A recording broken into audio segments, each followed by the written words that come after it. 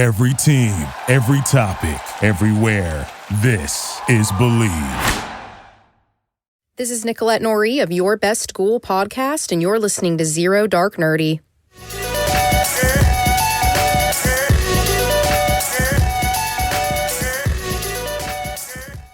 All right, party people, this is your boy Brian, a.k.a. El Nino, and welcome to another episode of Zero Dark Nerdy, the world's most notorious pop culture podcast. The filthiest of the filthy! Today, I am joined in the studio with none other than... Ryan Saber, Captain Cleveland Browns, Cavs, Guardians. See you, lead till I die. And today's episode is brought to you by the Believe Podcast Network. Most importantly, our two main sponsors. First and foremost, betonline.ag, and of course, our good friends over at Four Saints Brewing in Asheboro, North Carolina. If you are in North Carolina and not going to be able to make it to the Asheboro area to try out some of their amazing beers, you can go on their website, which is foursaintsbrewing.com, and see what stores close to you sell some of their amazing beers. So be sure to check them out.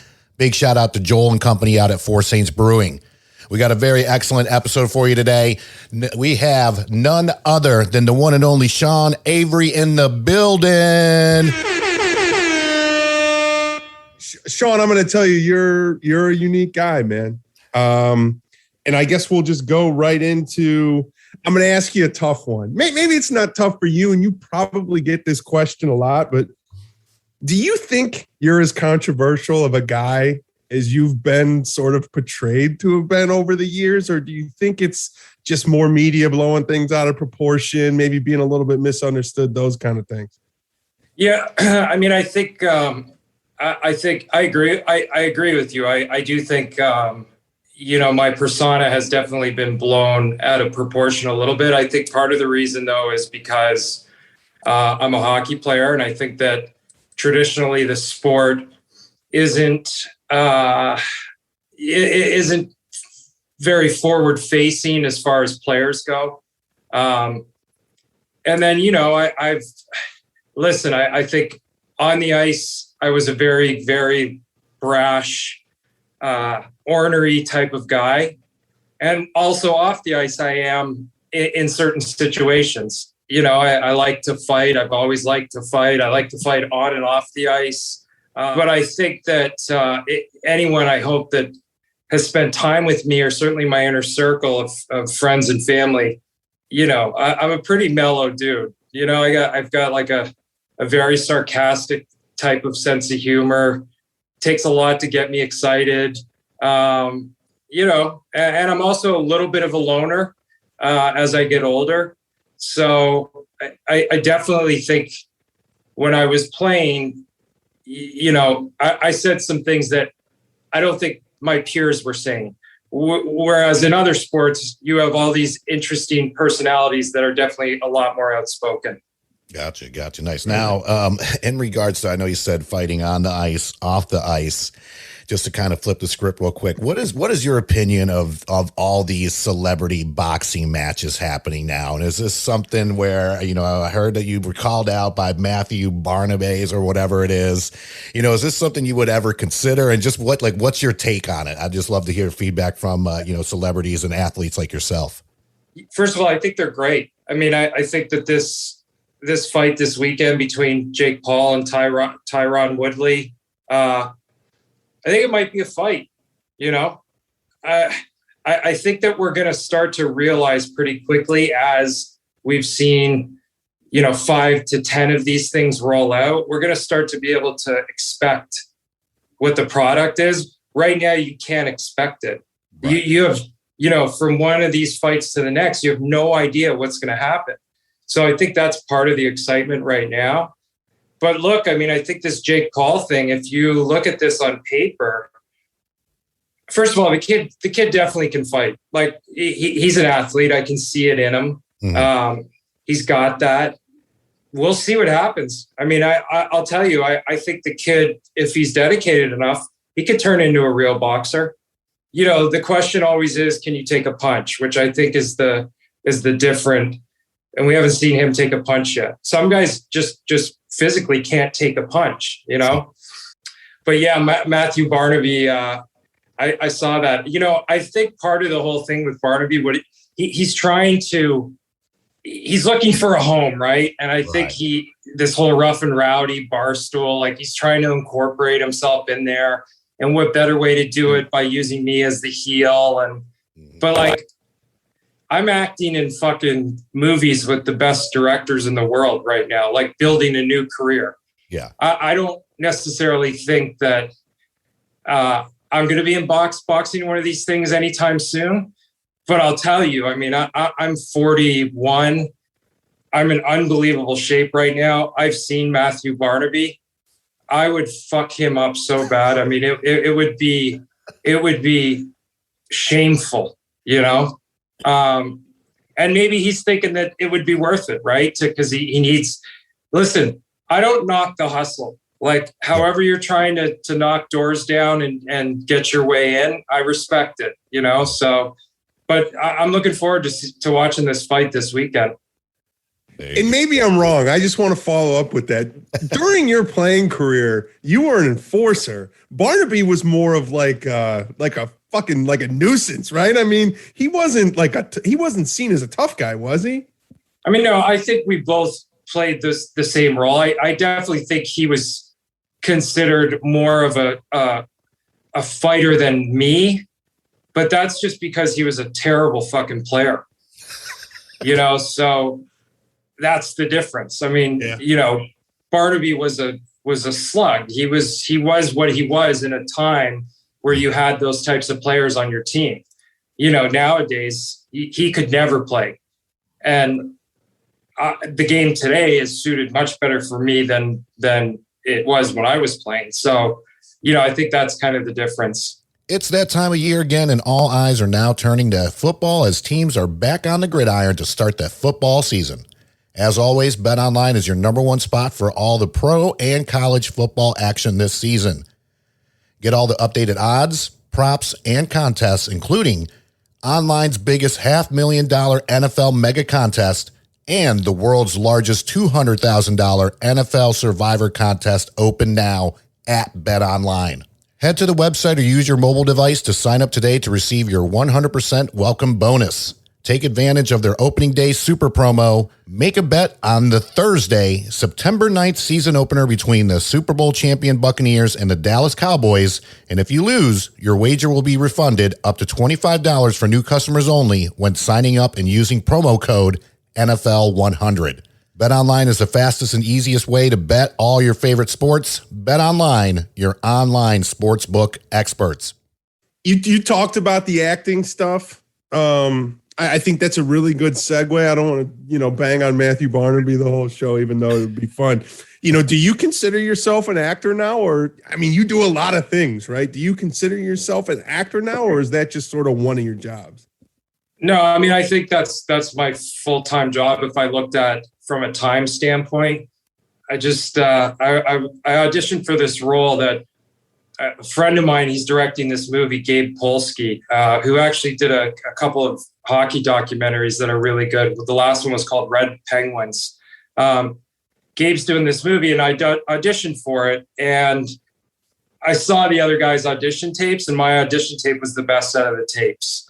I think where I'm at right now is people are still trying to wrap their head around the fact that I'm doing this. And I haven't broke the door down on that one role. But no, I mean, the majority of my week is auditioning for stuff. I audition for everything. Everything that an actor my age would have the opportunity to audition for, I'm reading for it. I just got an audition today for, they're doing this George Foreman show on, I think, Hulu or something. I auditioned for another role, and then that was a couple of days ago. And then today I get an audition for a different role in that same show.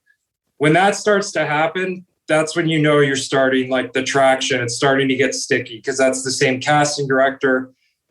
This one in particular is a really big one. I think she saw my tape. It was like, oh, you know what? Sean should read for this role. So, yeah, I mean, I'm an actor. I'm getting paid to act when I get jobs. I also do the podcast, but I think that my mentality right now and all my focus is towards that. That's why I get up and go to the gym, and I'm trying to build something here for sure. That's awesome. That's awesome. I mean, and also it's a great story too, because to me, I'm one of those people to where there's not an age limit. Like you can try to go after what you want to. So not just, oh, well, I didn't become an actor when I was 30 or 20 or something like that. So the fact that you're doing this and, you know, as a full-time gig, I think is amazing. Now, by doing so, is this included, you know, as far as like some mentors or even like coaches, anybody you want to give shout outs to that's helping you come up in your acting career? Yeah, I mean, I think Peter Berg was Pete's been a friend of mine for a long time. That's what started this whole thing. He put me in a movie called Patriots Day. Mm-hmm. You know, it was a day's job work. I had a couple of lines. That was what hit the bug. And then I've done a couple of Pete's movies since. And then also John Papsadera, who Papsadera is a casting director. He casts all of Chris Nolan's stuff. John put me in Tenet.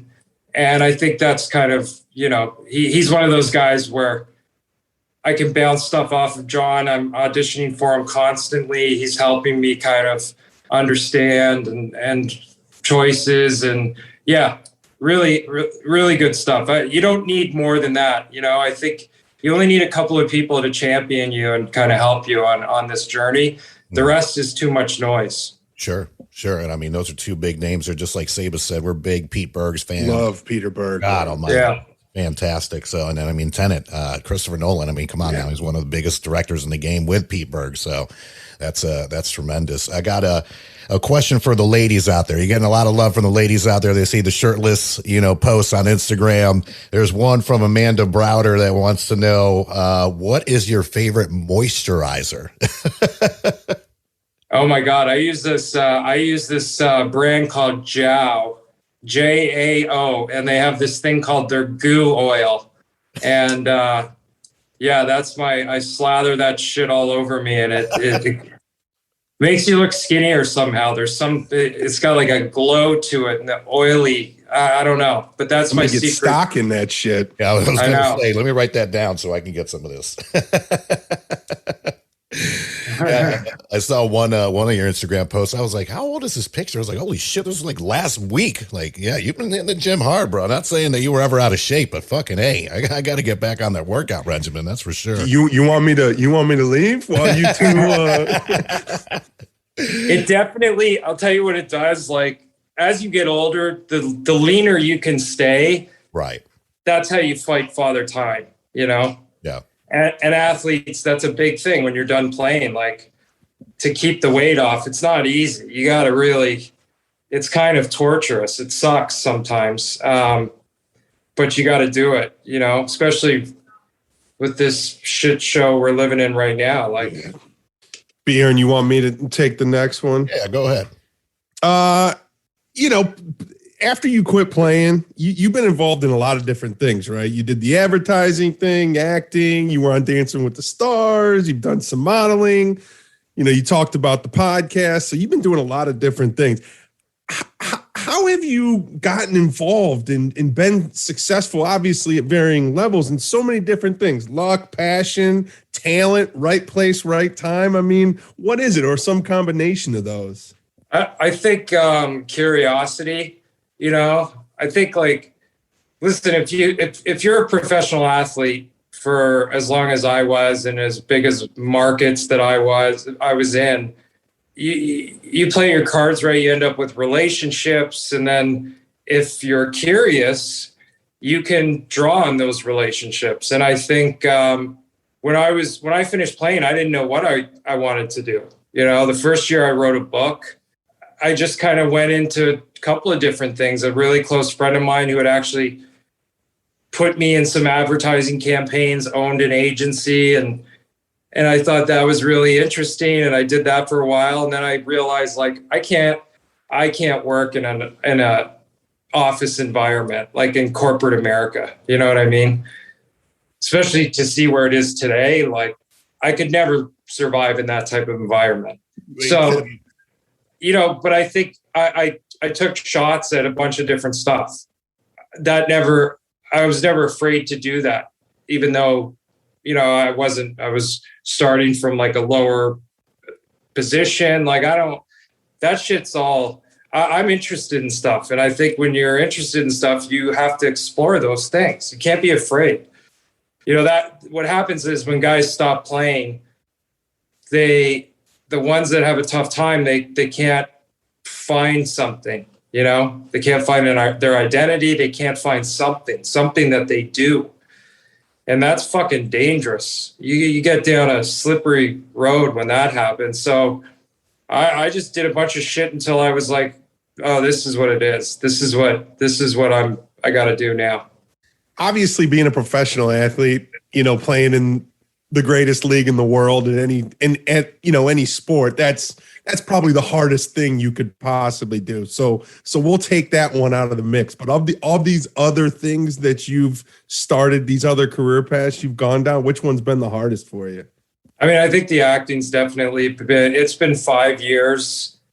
And 4 of those years were really learning a couple of things, learning how to just audition and learning how to memorize lines. Like, you hear like, 10,000 hours of something. Like, it took me 5 years to be able to audition at a professional level, Right. And then when it clicked, it just clicked. And now those learning curves are moving so much faster. And then obviously being on set is like that's the ultimate thing, because then you can now you're really learning. But definitely the acting. Nice. So in regards to the podcast, how did you come up with just kind of like the concept, and what was the driving force behind that? Was it other podcasts out there, kind of like what you said before, like when you talk about other people auditioning, like this guy sucks, like I can do better? Like, was that a part of it? Like what all entailed you starting the podcast? And of course, talk a little bit about it, what we have coming up. Yeah, a little bit of everything. One, it was also, I always thought like, oh, the cancel club's going to come for me at some point. And I want to have a platform that I can defend myself with in long form. I also didn't hear a lot of podcasts that I like, but it was really the pandemic kind of kicked it really into high gear. And a friend of mine, Kevin Connolly, who played E on Entourage, Kevin has started a podcast network, and he hounded me for a good 6 months, saying, come on, you got to do it. And then I just said, fuck it. And I realized how easy it was from like a setup standpoint. You don't really need anything. Mm-hmm. And then I just started the show. Man, you don't really know what you're going to get. I think 1 week I could do the show completely by myself and have no guests. Mm-hmm. The next week I talked to Roger Stone. And then the next week last week I talked to a girl that ran somebody over in a fucking Black Lives Matter protest. This girl from Denver. Right. I just really like talking to interesting people. So that's kind of where it drives me. And I think the news is one of the things that pulls me in certain directions, depending on what's going on. Mm-hmm.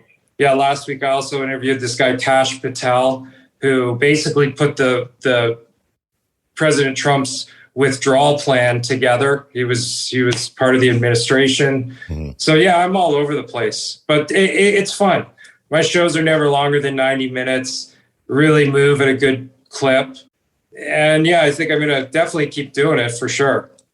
You definitely should, man. That's what I like about it. It's entertaining. You never really know who's going to be on, the next episode, and it is all over the place. And you sound natural on it, and it's definitely kind of like, all right, what's going to be said next? What's going to happen next? So that surprise factor, and it's good. So E. Murphy did a good job recruiting you on that, and Sabe and I are huge Entourage fans. So a big Entourage fan.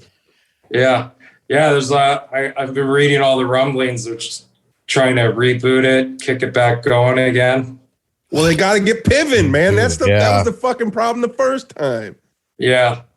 He's you can't really do it without him, right? That's the problem. That's true. We got anything else from the fans being heard? Did you get more amped up playing in front of Canadian fans than fans here in the States? Like, was there a difference? Are there, particular places that just really, really, took the intensity up to 150, 200? Yeah, definitely Toronto, going back to Toronto, partly because original 6 team when I played for New York. Mm-hmm. I grew up in Toronto. We had a pretty good rivalry with them. Yeah, you can't Saturday night, like NHL hockey, like hockey night in Canada stuff. So yeah, Toronto was always one that was definitely you would mark it at the start of the season and knew when it was going to happen. You know what? Something just popped in my head when you were talking. Talk about the dynamics this year with COVID and the way that it impacted hockey in general and the schedule and the Canadian teams and all that. I'm just curious to get your take on it as somebody who's from Canada. Yeah, well, I think you saw in the end, you saw what happened was these Canadian teams were playing themselves, right? Mm-hmm. When they finally crossed over, although Montreal went on sort of this Cinderella run, when they got up against the best American team who had been playing against other great American teams all season, it wasn't even a competition. Tampa Bay was so far superior to the Canadian teams. So I think it was a really weird year because I think those Canadian teams got stunted a little bit because they only played themselves. Very weird stuff. By the end of the playoffs, like, Tampa Bay has a full arena, 20,000 people, and they go to play in Montreal, and there's fucking 4,000 people. I mean, it was ridiculous, but hard on the players, man.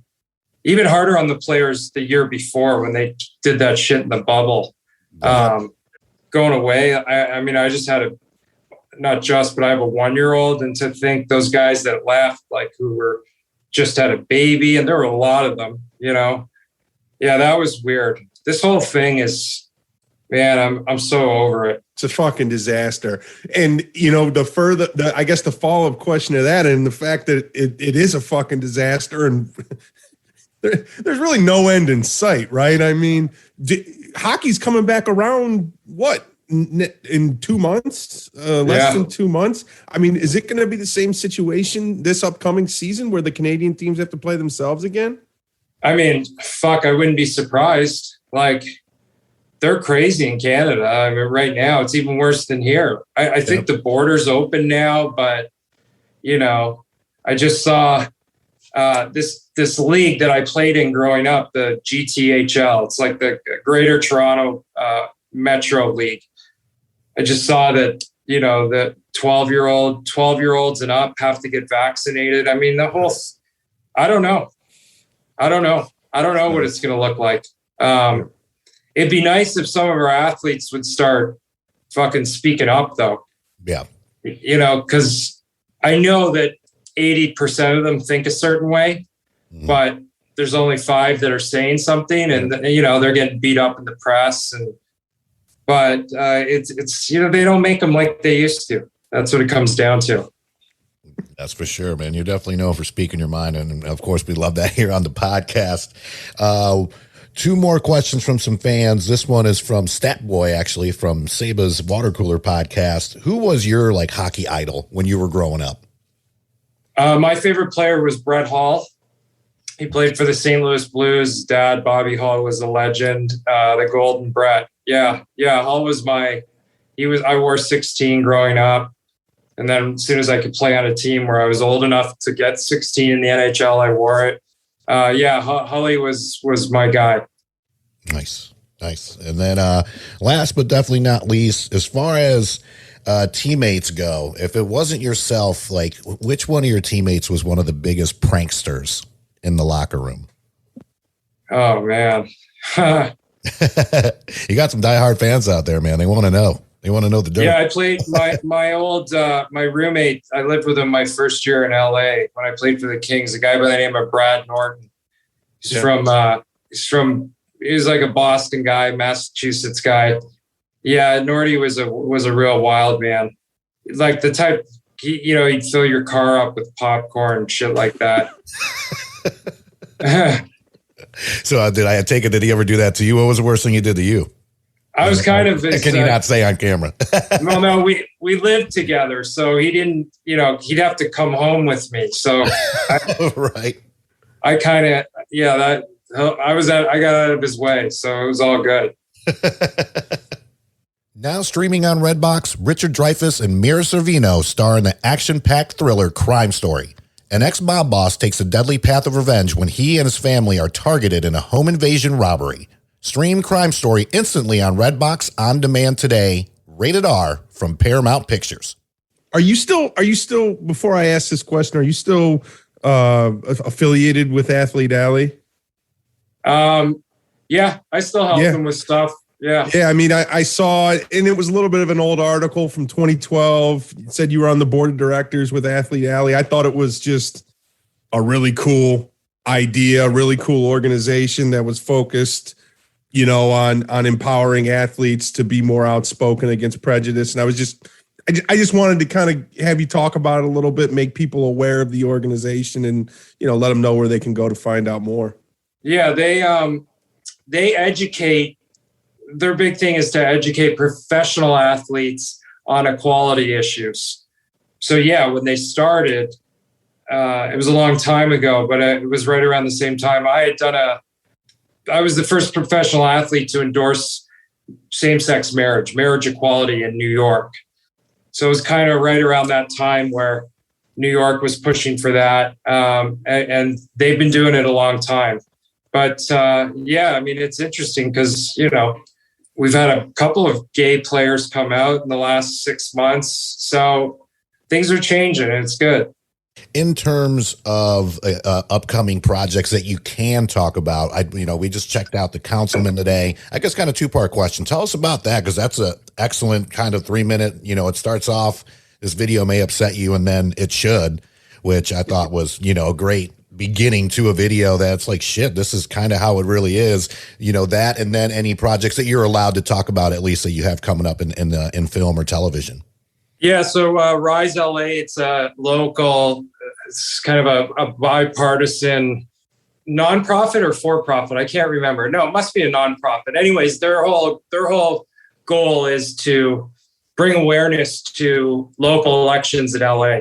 Mm-hmm. And they came up with this great idea, this really interesting, very unique idea to do sort of a short film, a 3-minute film that would bring awareness to voting in our upcoming 2022 local elections. Mm-hmm. So, and what I learned doing it was that 90% of people don't vote in local elections.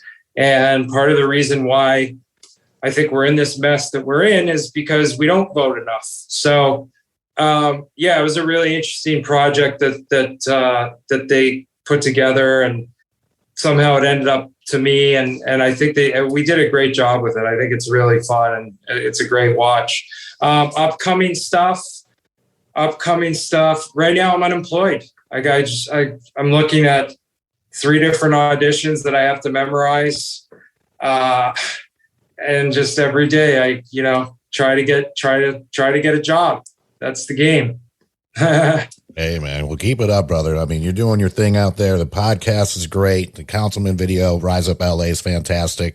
You're on the cusp. I mean, just like we tell everybody, it ain't, nobody's an overnight success. I mean, just like you said, 5 years in the game. And to me, that would seem like the hardest part too, would be memorizing the lines. Oh yeah. And so hard. It's got to be brutal. I mean, do you have a technique? Like, do you do like little Post-it notes? Like, what's your technique now? As far as you've been doing it for 5 years now, and you said it finally clicked. Do you have a process now when it comes to memorizing lines from the scripts?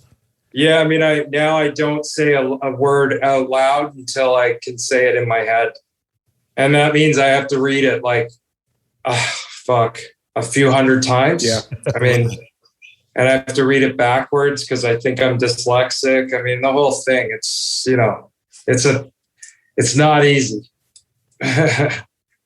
Look, I had a question written down and I kept going back and forth about whether I wanted to ask it or not. But I want to go back to this idea of you loving to fight. And just one last hockey question. Like, is it a bad, like when you're known as like a tough guy and the enforcer on a team, does the other team's toughest guy like come and like want to fight you night in and night out? Is that like a thing?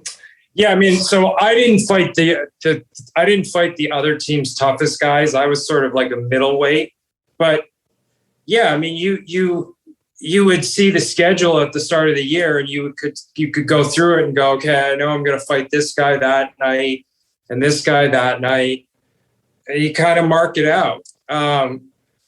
It's part of the job, right? Like, you just know that it's going to happen. Hockey's one of the only places where like in the real world, if you're known as a tough guy, like people stay away from you. And hockey, if you're known as a tough guy, like motherfuckers come and they want to they want to show you that they're tougher than you are. Yeah. Yeah. Part of it also is this, there's a bit of a code, like, if you're that type of tough guy, you fight that type of tough guy. And yeah, hopefully they never get rid of it. That's for sure. To that point too, the times I know we just saw it this past season, and it happens once a year. Is there a signal or something where you guys look at each other and then it's like once the puck drops, the three of us are going to go ahead and start pounding on the other team real quick? I know it doesn't happen that often. When it does, though, I mean, obviously it amps everybody up. But has that ever been a situation for you? And is there just some kind of like unwritten kind of code, like, all right, this is it, we're going to all drop the gloves and just go? I think it's more there's pheromones. There's like it's kind of like a scent in the air, and everybody just knows what's up. Oh man. Awesome. Well, Sean, for our fans out there that may not be diehard, but probably are by now after listening to this incredible episode you've been on, where can they find you in terms of social media, the podcast, all that fun stuff? Yeah. So the podcast is called No Gruffs Given, Spotify, Apple Podcasts, all the places you find podcasts. My Instagram and my Twitter are I'm Sean Avery. It's really complicated because I'm Sean Avery. At I'm Sean Avery. I am Sean Avery. And ladies, he's got his shirt off and an amazing moisturizing routine. So check him out. Yeah, I got to check out this moisturizer, man. I really appreciate the tip on that. I'm 41 Absolutely. Too, and anything I can do to keep young or to keep looking young, I will take it, man. You both don't look the same age. No, not at all. Not at all. I'm hella jealous. Sean, man, it's been awesome having you on, brother. We really appreciate it. Anything we can do, obviously, to help down the road, or if you're looking for any guests, whatever we can do to help, let us know. Big fans. Looking forward to you taking over Hollywood. I know it's only a matter of time. And, just wishing you the best on your auditions, your roles, and, keep doing what you're doing with the podcast and everything else. We truly appreciate you being on the show.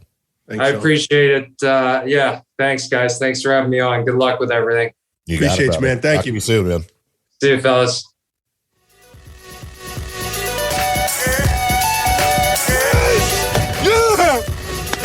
Victory! And anger management? Fuck anger management.